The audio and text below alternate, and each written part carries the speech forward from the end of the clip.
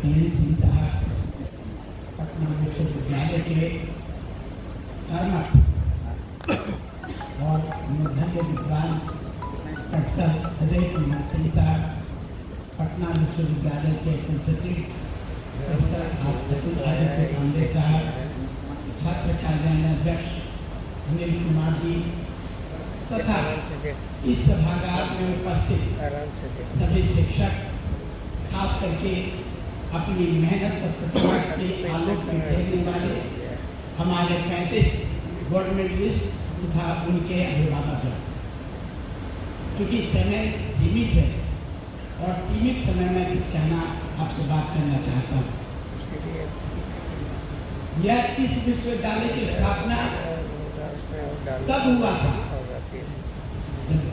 जब उड़ीसा, झारखंड और बिहार एक राज्य हुआ करता था।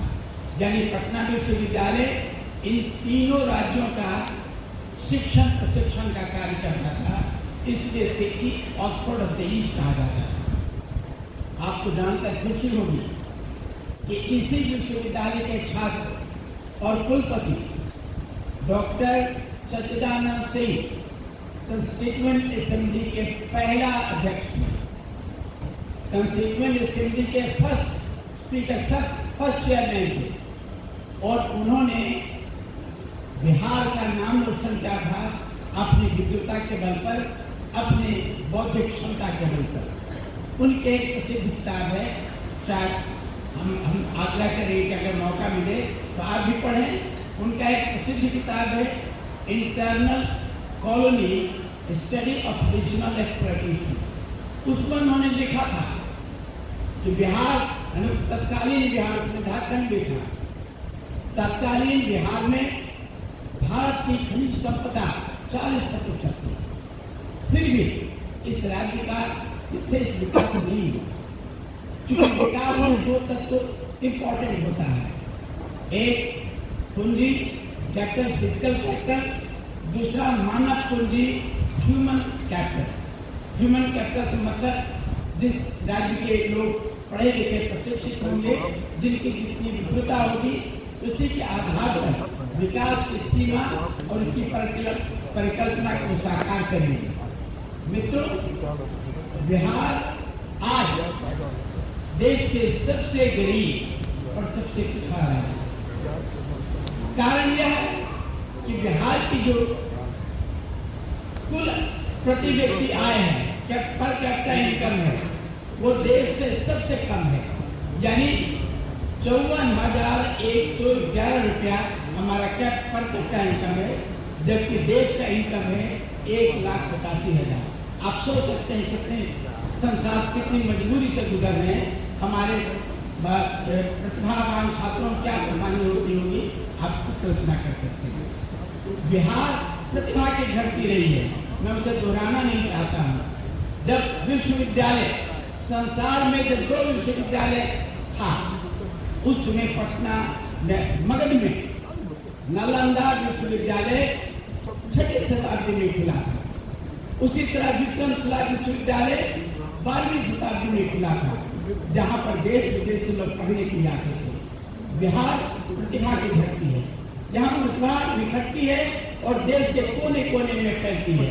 आप लोग यहाँ पर गोल्ड मेडलिस्ट पर बैठे हैं, हमारी पूरी आशा है कि आप भी अपने प्रतिभा को देश में निखारें। लेकिन एक महत्वपूर्ण तथ्य पर आपको ध्यान देना चाहिए कि ह्यूमन कैपिटल के बिना, यानी मानव प्रशिक्षण के बिना, पर्याप्त शिक्षा प्रशिक्षण के बिना हम विकास के रास्ता नहीं तय कर सकते। पटना विश्वविद्यालय अपना अतीत में एक गौरवमय इतिहास रचा था, कालखंड में थोड़ा सा पीछे हो गया। और आपके विद्वता की पहचान तब होती है जब आप सर्च पेपर कितना पब्लिश है, आपने अपनी मेहनत के बल पर कितना पेटेंट करवाया और पेटेंट से देश को और राज्य को क्या लाभ मिल रहा है। दुर्भाग्य से हम थोड़ा पीछे चल रहे हैं, रिसर्च पिछड़ गया था। लेकिन मुझे स्मरण है कि जब यहाँ के कुलपति के रूप में प्रोफेसर अजय सिंह आए थे, तो उन्होंने रिसर्च को बिल्कुल साइंटिफिक ढंग से प्रमोट किया और रूल को सख्ती से पालन करवाया, ताकि यहाँ के प्रत्येक शिक्षक छात्र के साथ मिलकर शोध करें और क्वालिटी रिसर्च पेपर को पब्लिश करवाएं। हमें उम्मीद है कि शायद ये परंपरा आज भी मेंटेन होगी, ऐसा हमें विश्वास है। अंत में मैं एक बात कहना चाहता हूँ कि आप जानते होंगे कि बिहार अपने राजस्व का मात्र 22% धन प्राप्त कर पाता है। 59%, 59% हम केंद्रीय सहायता पर निर्भर करते हैं और बाकी 31% हम कर्ज लेकर अपना काम चलाते हैं। आप जानते होंगे कि बिहार का एनुअल बजट 3,17 लाख करोड़ रुपया का है, परंतु जो देश का कर्ज कितना है, बिहार का कर्ज है 361 लाख करोड़ का।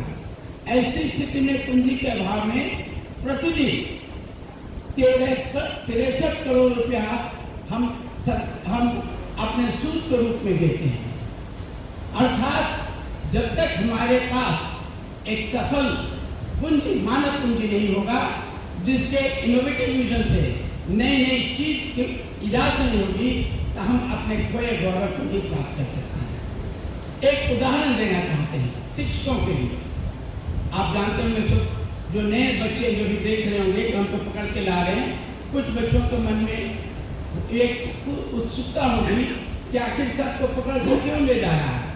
पुराने लोग जानते हैं, यहाँ के जो शिक्षक है सभी जानते हैं, लेकिन गार्जियन उनको बताना चाहते हैं कि मैं 8 साल की उम्र में ब्लाइंड हुआ, मात्र 8 साल की उम्र में। उसके बाद कितनी कठिनाई हो सकती पढ़ने में, आप खुद कल्पना कर सकते हैं। लेकिन सारी कठिनाइयों को पार कर अपने मेहनत मशक्कत के बल पर और जहां पहुंचे, अब बताने की जरूरत नहीं है।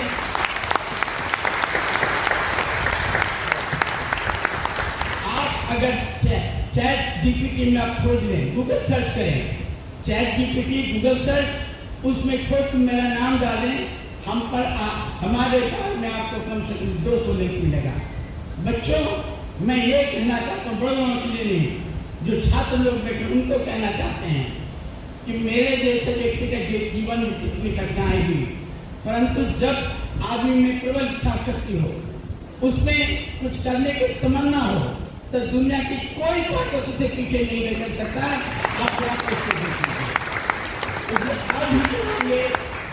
अगर आपके मन में भी अभिलाषा होगी तो यह तय है कि आप अपने मार्ग पर अपने लक्ष्य को जरूर साधेंगे, पक्का विश्वास है। मैं छात्रों को एक बात को आगाह करना चाहता हूँ। अभी आर्टिफिशियल इंटेलिजेंस का दिन है। जो यूनिवर्सिटी से हम लोग डिग्री दे रहे हैं, जो विश्वविद्यालय से डिग्री दे रहे हैं, वो आपको एलिजिबिलिटी बनाता है, लेकिन एम्प्लॉयबिलिटी नहीं देता। एक सर्वे है जिसका नाम है annual status of educational report. 2024 के AHCR के रिपोर्ट के अनुसार बिहार के बच्चों में एम्प्लॉयबिलिटी यानी नौकरी प्राप्त करने की क्षमता मात्र 15% है। यानी बिहार से जो युवा पास करके आ रहे हैं, उनमें नौकरी प्राप्त करने की क्षमता मात्र 15% है, जबकि देश का एवरेज 52% है। देश में 52% और बिहार में मात्र 15%। केवल डिग्री लेने से आपको काम नहीं चलेगा, आपको इसके लिए अलग अलग प्रशिक्षण प्राप्त करना पड़ेगा। क्वालिटी एजुकेशन होना चाहिए। अभी हमने देखा, हम भी यहाँ पर विभाग करते हैं, बच्चे CIE में अधिक नंबर लाने के लिए तरह तरह के दबाव अपनाते हैं, तरह तरह के हथकंडा अपनाते हैं। उस डिग्री से क्या फायदा जो आपका कोई काम नहीं आवे। अगर आप चाहते हैं कि जिंदगी में अच्छा करें तो क्वालिटी एजुकेशन पर जोर दें, पढ़ाई पर जोर दें। हमें रिटायर के लिए 6 साल हो गया, लेकिन आज मैं प्रतिदिन 6 घंटा पढ़ता हूँ कंप्यूटर पर, 6 घंटा, और प्रतिदिन समसामयिक विषयों पर। अगर आप सोशल मीडिया में होंगे, फेसबुक में होंगे, तो हर 1-2 दिन बाद हम एक लेख लिखते हैं लोगों को जगाने के लिए। वो केवल तथ्य पर आधारित होता है, लोगों को जगाने के लिए होता है। यानी आप जितना पढ़ेंगे, जितना आप चिंतन करेंगे, आप उतना ही एक नई चीज समाज को दे सकते हैं, अपने लिए दे सकते हैं। आप जानते हैं कि बिहार में सबसे ज्यादा बेरोजगार हुआ है। कारण कि बिहार में केवल आज तक डेट में आपके बिहार में मात्र 3,386 कंपनी है।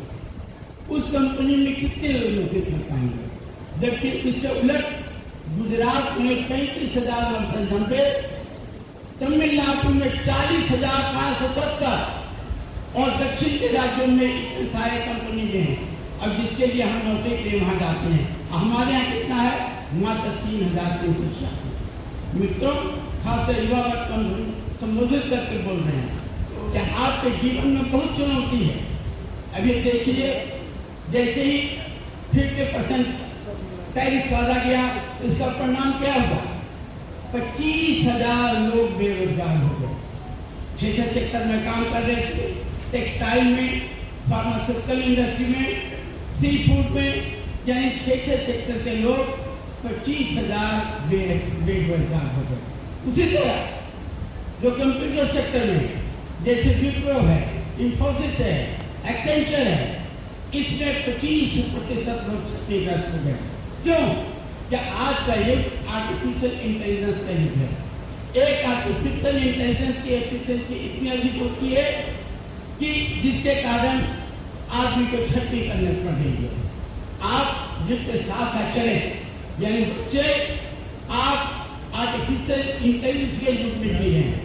केवल पेपर डिग्री से आपके जीवन की समस्या हल नहीं हो सकती। आप अपने अभिष्ट लक्ष्य को नहीं प्राप्त कर सकते। इसलिए जरूरी है कि जो समाज के आधुनिकतम लेटेस्ट टेक्नोलॉजी है, इसके यूज करें। मैं शिक्षकों को एक बात कहना चाहता हूँ, आप इन बच्चों के भाग्य विधाता हैं।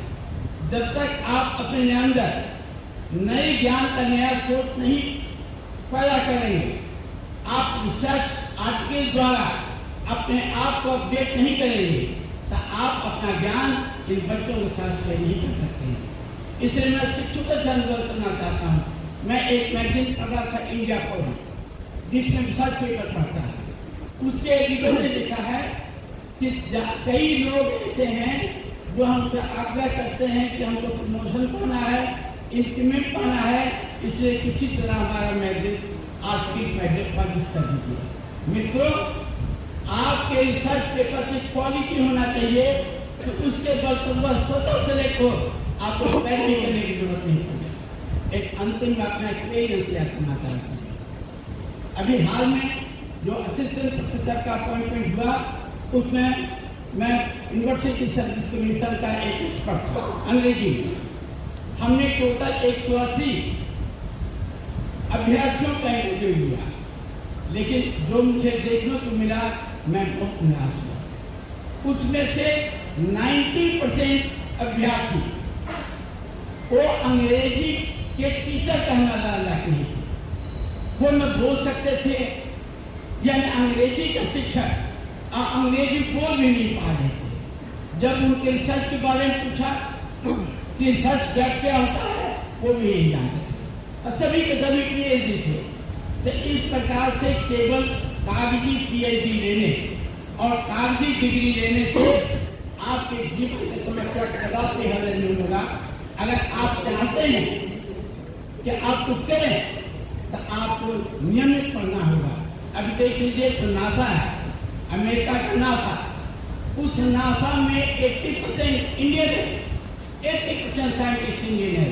विदेश यानी खास करके उसमें कई लोग बिहारी हैं। बिहारी प्रतिभा के धनी होते हैं। देश में सब मिला के 567 जिला है टोटल।